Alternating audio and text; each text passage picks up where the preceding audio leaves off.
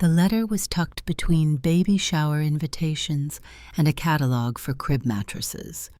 Just another envelope in a stack of mail I almost ignored, until I saw the bolded words, "Congratulations on your $75,000 loan approval." My fingers went cold. I stared at the letter, trying to process what I was reading. 8 months pregnant, swollen ankles, barely sleeping, and now this I hadn't applied for any loan. I wasn't even working. Derek had insisted I stop, said I should focus on the baby. So how could there be a loan in my name? I sat down on the couch slowly, one hand on my belly, the other gripping the letter like it might vanish if I blinked too hard. My name, my address, my signature. But I never signed this. My heart pounded as I flipped through the rest of the packet. Terms, conditions, monthly payments. The first two had already passed missed, and just like that I saw my credit score flash before my eyes, sinking like a stone. I felt the baby kick a sharp jab to the ribs, almost like he knew I was spiraling. Then I heard the front door open. Derek came in, humming some stupid pop song, carrying a takeout bag and whistling like life was sunshine. "Hey, babe," he said cheerfully. "I got those dumplings you." He stopped when he saw my face, and the envelope in my lap. The shift in his expression was instant, like someone had flipped a switch. His smile froze and his eyes went straight to the letter. Not confusion, not concern, just calculation. Emily. I can explain. There it was. I hadn't said a word, but the look in his eyes told me everything I needed to know. "You did this," I whispered. My voice sounded unfamiliar, like it was coming from someone else. He rushed over, hands up already in damage control mode. "It's not what you think. It's for us, for the baby. I needed capital to keep the business going, and the bank wouldn't approve me without a cosigner. You're my wife. It's not like you forged my signature." He froze. That pause just long enough to confirm the truth. I stood up, cradling my stomach, feeling suddenly 10 years older. "You stole my identity." He tried to touch my arm. "Emily, listen, I'll fix it. I'll make the payments. It's all temporary. We're a team, remember, a team. Like when I worked double shifts to help him through trade school. Like when I gave up vacations to build up his dream while he figured things out. Like when I agreed to stay home while he took over the finances because he insisted I'd earned a break. And now I was 8 months pregnant and $75,000 in debt." He kept talking, scrambling for words, but I didn't hear them. All I could hear was the sound of my own heartbeat, faster, louder, angry. I walked past him to the bedroom, closed the door, and sank to the floor. My hands trembled as I reread the loan papers. This wasn't a mistake. This was betrayal with intent. And as the baby shifted inside me, I knew one thing for sure. Derek had no idea what I was capable of when someone threatened my child. I used to think I hit the jackpot with Derek. We met in high school, the kind of cliché love story you tell at engagement parties. Me in the library with my nose in a textbook, him charming the whole cafeteria. He was funny, protective, always knew how to make me laugh when life got heavy. Everyone said we were meant to be, and for a while I believed them. 10 years. That's how long we were together. Through graduation, through the early grind of part-time jobs, through late-night ramen dinners and cheap anniversary gifts, I worked full-time straight out of college while he enrolled in trade school. Plumbing then, HVACs, then entrepreneurship. Every time he switched focus, I adjusted, took overtime, cut expenses because I believed in him. "I'm building a future for us," he'd say, holding my hand with that boyish confidence. "Someday you won't have to worry about anything." I thought that was love. When he opened his own repair business, I celebrated like it was our milestone. I designed the flyers, helped manage bookings, even used my personal savings to pay for his first truck. He cried when I surprised him with the keys. "I wouldn't have made it without you," he whispered. "Funny how people can lie even while they're crying." When I got pregnant, it was unexpected, but he lit up like a Christmas tree. "You're going to be the best mom," he said, hands already reaching for my belly. "I've got us now. You can finally rest. Rest. That word again." I didn't realize then that what he really meant was stop watching. He insisted I take maternity leave early, said I deserved it. Promised he'd handle the finances that he was bringing in, just enough with the business. I trusted him. I handed over the bills, the passwords, the bank accounts. After all, he was my husband. Why wouldn't I trust him? At first, I enjoyed the quiet. I spent afternoons reading baby books, painting the nursery, a pale sky blue, daydreaming about the kind of mother I'd be. Derek would bring me ice cream on the way home, rub my feet, joke about baby names. We even recorded a gender reveal video together, smiling wide, wrapped in pink and blue confetti. To everyone on the outside, we were picture perfect, a dream. But behind that dream, something had started to curdle. He became distracted. His phone always face down. Strange charges appeared in our bank statements, then disappeared. When I asked about them, he laughed it off. Business stuff. You wouldn't understand. I didn't press. I should have pressed. Looking back, I realize it wasn't love he gave me. It was control dressed up as devotion. He wanted me comfortable, quiet, dependent. Not because he cared, but because it made it easier to manipulate me. He counted on me being too tired, too pregnant, too trusting to notice. He forgot who I was before him, the girl who worked 3 jobs to pay off her student loans, who once negotiated her entire tuition down with a single email chain. He forgot that even now, swollen, emotional, scared, I was still her, and he was about to find out that the illusion he built was nothing compared to the storm I was about to bring. Because love might make you blind, but betrayal makes you see everything. I didn't sleep that night. The loan documents sat on the kitchen table like a live wire. Every time I closed my eyes, I saw my name on that signature line. Smooth, neat, practiced. My signature, only not mine. By morning, the fog of disbelief had cleared. What replaced it was sharp, ice-cold clarity. I made tea I didn't drink and pulled out my laptop. I started digging into account statements, emails. Everything I hadn't looked at in months, trusting Derek to handle it. But the truth was hiding in plain sight. The $75,000 loan hadn't gone toward our mortgage or medical bills, or even the baby. It had been wired to his business account. From there, a blood trail of spending. A $7,000 motorcycle purchase from a dealership 3 towns over. A brand new gaming rig, full setup with 3 monitors and a custom LED keyboard. Orders from designer clothing websites. Shoes, jackets, watches. He'd bought himself a new life, using my name. I felt sick.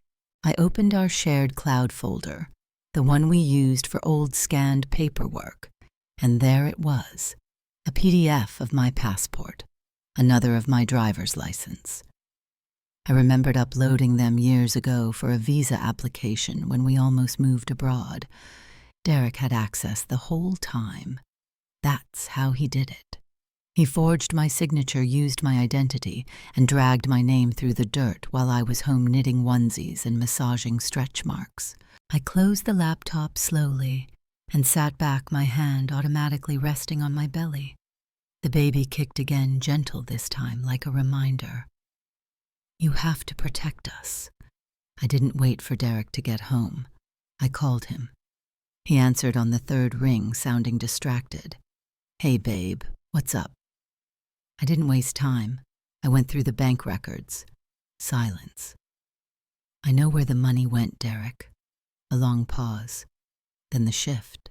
He dropped his voice into that condescending, faux reassuring tone I'd heard before. M. I told you it's for us. I needed to take some risks to get the business off the ground again. It's temporary. I'll pay it back, I laughed. Not because it was funny, but because it was so absurd. For the baby, huh? Did the baby ask for a Ducati, a limited edition console? He scoffed.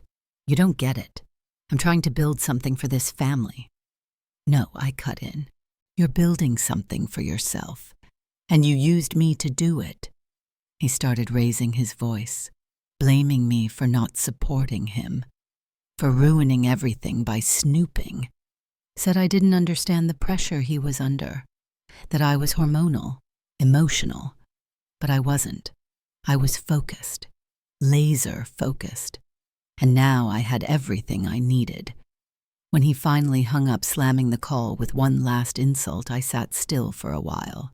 The house was quiet except for the low hum of the refrigerator and the soft, rhythmic beating of my own heart in my ears. He thought he could talk his way out of this, lie his way through it. But he had forgotten something critical. I wasn't the girl blindly in love anymore. I was the woman he just pushed too far. I didn't pack a bag. I didn't cry. I didn't scream at him when he came home that night with Thai food like nothing had happened. I just smiled and said I needed to rest. While he sat on the couch scrolling through social media with his feet on the coffee table, I was in the bedroom on my laptop with my headphones and emailing attorneys. I found one who specialized in financial fraud and identity theft. Her name was Priya, and the moment she heard my story, her voice dropped an octave. You're not the first, she said, but we're going to make sure you're the last woman he ever does this to. The next morning, I drove to her office, belly round, ankles, swollen eyes, dead calm. I brought everything, screenshots, emails, the forged loan documents, photos of the purchases, even a list of passwords he'd written down years ago and left in a shared drawer, proof that he had the means and the motive. She nodded, impressed. You built this case better than most professionals. I built his business, I said quietly. Of course I know how to dismantle it. Step 1, freeze all our joint accounts. I filed a motion with the bank, backed by Priya's notarized letter. Derek wouldn't know until his next debit card decline. Step 2, protect myself. I opened a new checking account and a separate line of credit under my maiden name, something I hadn't used since college. I called my mother and asked her to co-sign without telling her the full story, just in case I said. She heard something in my voice and didn't ask questions. Step 3, legal offense. Priya filed paperwork to dispute the fraudulent loan and initiated a complaint with the credit bureau. We also prepared a formal police report, ready to submit as soon as the banks confirmed the forged signature analysis. The baby was due in 2 weeks.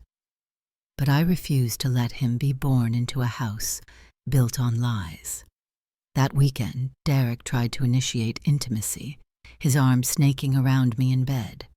I rolled away. Just tired, I whispered. And I was, but not for the reasons he thought. I was tired of being lied to, tired of pretending. By Monday, the locksmith had arrived. I waited until Derek left for his morning gym session. Then I changed the locks, installed a Ring camera, and left a printed notice taped to the door. This property is no longer accessible to you. For legal inquiries, contact my attorney. I also left a copy of the police complaint in a sealed envelope. He wouldn't see it coming. That was the point. When he returned, sweaty, confused, rattling the doorknob, I was already in a safe place. My mom's house. Curtains drawn. Cell phone off. I watched the Ring camera footage later that night. Him standing there, mouth open, disbelief all over his face. He pounded on the door, shouting my name. Then silence. He stared at the letter. He read it. And he knew. I hadn't run away. I had moved ahead. and everything he built with my stolen name was about to come crashing down.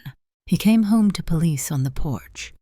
2 officers stood between Derek and the front door, one with a clipboard, the other resting a hand on his holster, not threatening, but firm. "Sir, we need you to step back. You've been served a notice of legal separation and a temporary restraining order pending investigation." Derek's face twisted in disbelief. "What the hell is this?" I watched it all on the ring cam from my mother's living room, the baby inside me kicking, as if sensing the shift in the air. I hadn't wanted to do it this way, but he left me no choice. I had tried to build a life with him. He had forged it behind my back. "Emily's lying," he shouted, waving his arms. "She's hormonal. She's about to give birth and going crazy. This is a misunderstanding." The officer didn't blink. "You'll need to take that up with your attorney. You are not to contact her directly." He backed up, then finally realizing this wasn't a bluff. But he didn't stay quiet for long. That afternoon, he posted a rant online, calling me a psycho, a gold digger, an unstable pregnant woman who sabotaged his business. He claimed I was ruining our family over paperwork. He even uploaded a photo from our baby shower captioned, "She used to love me." Now I can't even see my son. But here's the thing about digital footprints, they go both ways. Within an hour, I shared the screenshots with Priya. She forwarded them to the police and the court. Harassment while under investigation. Not a smart move. And the receipts. Oh, I had plenty. Timestamps from the day he forged my name using scanned documents. Email confirmations from purchases made through his business account using the loan funds. A nanny.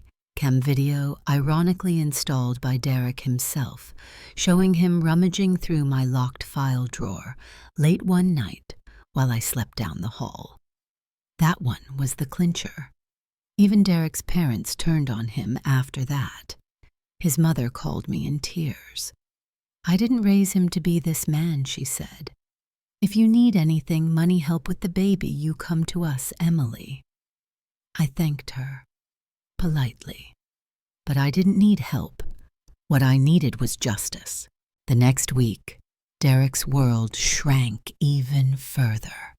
His business license was suspended pending investigation. Vendors started pulling out. Clients demanded refunds.